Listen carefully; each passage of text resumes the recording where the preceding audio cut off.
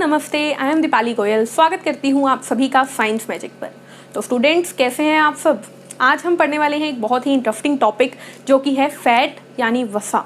बहुत लोगों को फैट से प्रॉब्लम है, बहुत लोग चाहते हैं कि उनकी फैट की लेयर ख़त्म हो जाए। ठीक है, बहुत लोग ये समझते हैं कि भाई अच्छा फैट कौन सा है, बुरा फैट कौन सा है ना। बॉडी में अच्छा फैट ज़रूरी है, बॉडी में बुरा फैट हार्मफुल है। हर चीज़ डिस्कस करेंगे हम फैट के अंदर, लेकिन उतना ही जितना हमारे लिए ज़रूरी है। तो शुरू करते हैं फैट। सबसे पहले स्टूडेंट्स, फैट में आपको बात जो याद रखनी है वो क्या है? फैट किससे मिलकर बनता है? जैसे हमने कार्बोहाइड्रेट पढ़ा कि कार्बोहाइड्रेट के अंदर चीनी होती है, प्रोटीन के अंदर अमीनो अम्ल होते हैं, वैसे ही हम जानेंगे कि फैट के अंदर क्या होता है। यानी कि हम देखो, एक चीज़ हम पहले ही जान चुके हैं कि फैट क्या है। फैट एक मैक्रोमोलिक्यूल है। क्या है? मैक्रोमोलिक्यूल, यानी फैट एक वृहद अणु है। ये हम जान चुके हैं। क्या मतलब होता है वृहद अणु का? यानी कि ये एक बड़ा पदार्थ है, यानी कि ये एक कॉम्प्लेक्स सब्सटेंस है जिसे तोड़ना पड़ता है बॉडी को। तो आपको क्या याद रखना है? आपको याद रखना है कि जब भी हम फैट यानी वसा खाते हैं तो हमारी बॉडी इस फैट नाम के जटिल पदार्थ को पाचन यानी डाइजेशन के द्वारा तोड़ती है। तो और तोड़कर क्या बनाती है? दो चीज़ें बनाती है। एक है फैटी एसिड यानी कि वसीय अम्ल, और दूसरा बनाती है स्टूडेंट्स ग्लिसरोल। क्या? ग्लिसरोल। ये दोनों चीज़ें आपको याद रखनी है। यानी कि यहाँ से दो क्वेश्चन आते हैं। पहला क्वेश्चन कि फैट पाचन के बाद किस में टूटता है? तो आप बोलोगे वसीय अम्ल और ग्लिसरोल में।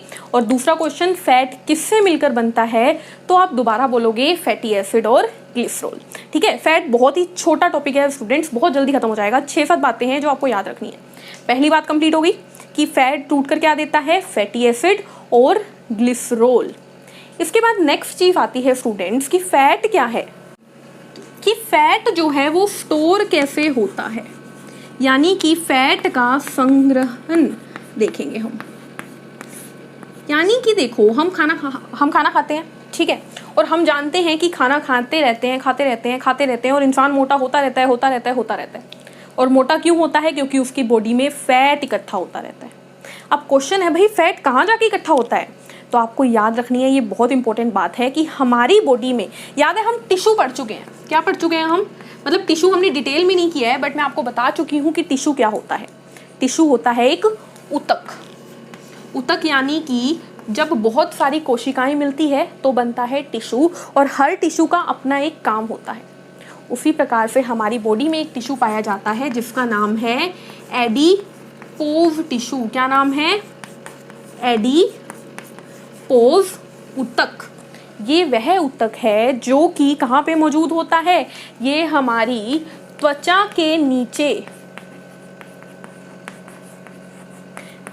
नीचे यानी हमारी स्किन के नीचे, बिलो स्किन होता है। एंड किसके ऊपर? मसल्स के ऊपर, मांसपेशियों के ऊपर, मांसपेशियों के ऊपर यानी अबव मसल्स। यानी कि देखो, मैं आपको बहुत ही सिंपल शब्दों में दिखाती हूं कि हमारे हाथों में आप जानते हो कि हड्डी है। ये मैंने एक हड्डी बनाई, ये वाली, ठीक है, ये वाली हड्डी बनाई, और इसके ऊपर कौन सी हड्डी जाएगी? यहाँ पे ये वाली जाएगी, ठीक है। और आप जानते हो अच्छे से कि इसके ऊपर यहाँ पर क्या होती हैं? मसल्स होती हैं। ये क्या है? मसल्स है। और इसके ऊपर क्या होती है स्टूडेंट्स? यहाँ पर होती है हमारी स्किन। क्या होती है? ये हमारी स्किन यानी त्वचा। पता नहीं दिख रहा है, दिख रहा है? यहाँ पे देख लो दोबारा से। देखो क्या है, ये हमारी हड्डी है और ये हमारी हाथ की ऊपर जाने वाली हड्डी है, ठीक है। ये क्या है? ये वाला हाथ। ऐसे देखो, ये है ये वाली हड्डी और ये है ये वाली हड्डी। इन दोनों हड्डियों के ऊपर होती हैं हमारी मांसपेशियां यानी कि मसल्स, जो मैंने आपको रेड कलर से दिखाई। ऊपर भी होती है, नीचे भी होती है, बाइसेप ट्राइसेप्स, याद है? ठीक है। अब क्या होता है? इसके ऊपर होती है हमारी स्किन की लेयर। किसकी लेयर? स्किन की लेयर। और इन दोनों के बीच में यहाँ पर स्टूडेंट्स, यहाँ पर इन दोनों के बीच में यहाँ पर इकट्ठा होता है हमारा सारा वसा। तो हमारा ये जो वसा होता है ना, जिसके भी, अब पेट है मान लीजिए, तो पेट की जितनी भी ऑर्गन्स हैं, हमारा पेट, स्टमक है हमारा, लीवर है हमारा, उसके ऊपर हमारी स्किन की लेयर आ जाएंगी, उन दोनों के बीच में होगा वसा। तो वसा की जगह समझ में आई? वसा होता है एडिपोज टिश्यू के अंदर, और एडिपोज टिश्यू कहाँ होता है? Between the skin and the muscles. अब बात करते हैं फैट के कार्य की, यानी कि फैट का वर्क क्या है। ठीक है, वर्क यानी कि कार्य। फैट का कार्य स्टूडेंट्स देखो कई हैं। पहला, ये हमारी बॉडी में कुशन की तरह काम करता है। थोड़ी सी हंसने वाली बात है, तकिए की तरह काम करता है। कैसे? देखो, मोटे इंसान के एक जोर से गुस्सा मारो, मुक्का मारो एक, और एक पतले से के मारो, दर्द किसे ज़्यादा होगा? पतले वाले के। क्यों? क्योंकि देखो, मोटे के जब आपने मारा तो उसके फैट ने ही उसका पूरा जोड़ ले लिया मुक्के का। ठीक है, उसकी बॉडी के पार्ट्स को डैमेज हो ही नहीं सकता, जबकि जो पतला इंसान है उसको धीरे से मारोगे उसकी आंतों में जाके लगेगा। तो इसीलिए फैट क्या? कुशन की तरह काम करता है, यानी कि बॉडी के ऊपर एक तकिया बना हुआ है। दूसरी चीज़ आप याद रख सकते हैं कि फैट जो है वो टेम्परेचर को रेगुलेट करता है, टेम्परेचर को रेगुलेट या कंट्रोल करता है, यानी कि तापमान को नियंत्रित करता है। कैसे? ये भी बहुत सिंपल सी चीज़ है। देखो, सर्दियों में मोटे लोगों को सर्दी कम लगती है, जबकि पतलों को ज़्यादा लगती है। क्यों? क्योंकि ये जो फैट है ना, ये जो वसा है, ये अपने अंदर हीट को स्टोर करके रखता है। किसको स्टोर करके रखता है? हीट को। किसको स्टोर करके रखता है? हीट को, यानी ऊष्मा को संग्रहित करता है। अब अगर कोई मोटा इंसान है तो उसके पास क्या होगा? फैट होगा। दोबारा सुनो, मोटा इंसान, उसके पास फैट है, फैट में क्या होगी? हीट होगी। अब जब उसके फैट में हीट पड़ी है तो उसे ठंड कैसे लगेगी? इसीलिए फैट क्या करता है? टेम्परेचर को रेगुलेट करता है। ठीक है, तो ये था हमारा फैट का कार्य। तो फैट में हमने अभी तक क्या पढ़ा? हमने पढ़ा, अच्छा एक चीज़ रह गई है, वो क्या है? एक दिन में हमें कितना फैट खाना चाहिए? एक दिन में स्टूडेंट्स हमें लगभग 50 से 60 ग्राम वसा खाना चाहिए प्रतिदिन। प्रतिदिन, एवरी डे हमें 50 से 60 ग्राम वसा खाना चाहिए। और 1 ग्राम फैट में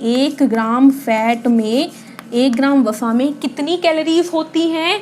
आपको याद रखनी है, कार्बोहाइड्रेट और प्रोटीन से कहीं अधिक कैलोरीज होती हैं। कितनी? 9.2 या 9.1 दिखेगा आपको कैलोरीज।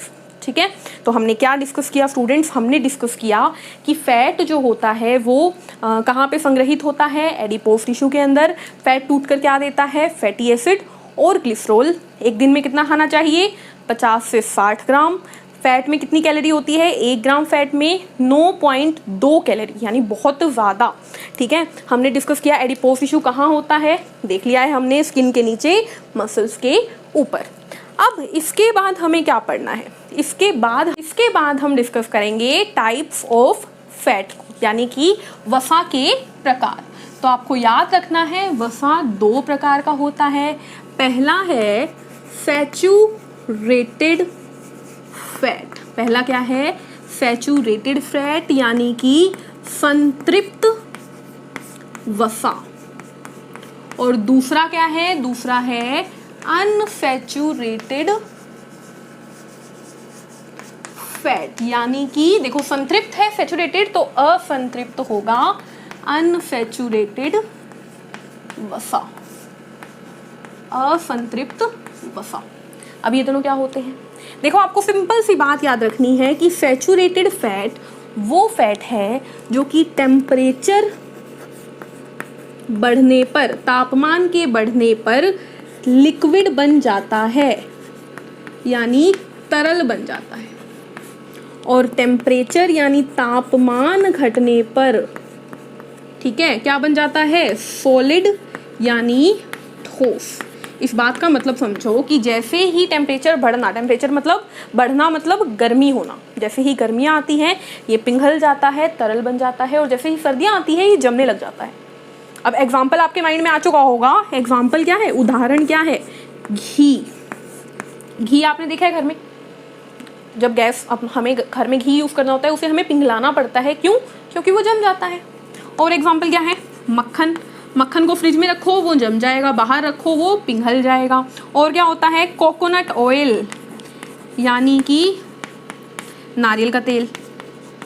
ये भी क्या है? सर्दियों में जम जाता है ना नारियल का तेल, तो नारियल का तेल। ये 3 एग्जाम्पल आपको याद रखने हैं, ठीक है। अब अनसैचुरेटेड क्या होगा? अनसैचुरेटेड को कोई फर्क नहीं पड़ता, इसके लिए टेम्परेचर बढ़े या घटे ये तो भाई लिक्विड ही रहता है, ये तरल ही रहता है। ये कहता हूँ मुझे कोई फर्क नहीं पड़ता, तुम टेम्परेचर का कुछ मर्जी कर लो। अच्छा, इसमें एक एग्जांपल रह गया है, वो एग्जांपल है डालडा, जो कि आजकल बैन हो चुका है, फिर भी यूज़ किया जाता है। डालडा घी, ठीक है, डालडा घी का ही एक वर्जन है। टेम्परेचर बढ़े चाहे घटे, अनसैचुरेटेड फैट लिक्विड रहता है। इसका एग्जाम्पल क्या है? इसका एग्जाम्पल है स्टूडेंट्स, रिफाइंड यूज़ करते हैं घर में, ठीक है। इसका एग्जाम्पल है आलमंड ऑयल, यानी कि बादाम का तेल,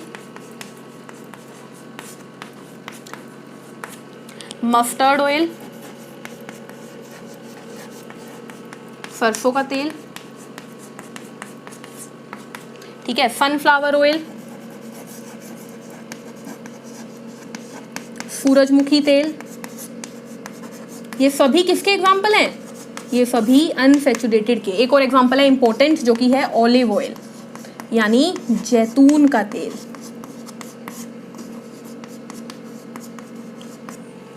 रिफाइंड, ठीक है। ये क्या है? Unsaturated fat. तो मैंने आपको क्या बताया? Saturated fat, unsaturated fat. Saturated ठंडी में जम जाता है, गर्मियों में पिघल जाता है। एग्जाम्पल्स आपके सामने हैं। और अनसैचुरेटेड क्या होता है? ठंडी हो गर्मी हो ये लिक्विड ही रहता है, ये होता है अनसैचुरेटेड फैट। क्लियर है? अब लास्ट चीज़ जो आपको इन दोनों में जाननी है वो क्या है? वो ये है कि भाई खाना कौन सा चाहिए, ये खाना चाहिए, ये खाना चाहिए। तो आप जान लीजिए कि ये जो अनसैचुरेटेड फैट है ना स्टूडेंट्स, अनसैचुरेटेड फैट ये जो है ये लेस हार्मफुल है। देखो, खतरनाक कोई भी चीज़ ना एक लिमिट से ज़्यादा खाओगे वो आपके लिए खतरनाक होगी, ठीक है। चाहे वो ये खाओ चाहे वो ये खाओ, लेकिन इन दोनों में जब चॉइस की बारी आए ना तो ये प्रेफर करो, unsaturated fat, specially old age, ठीक है।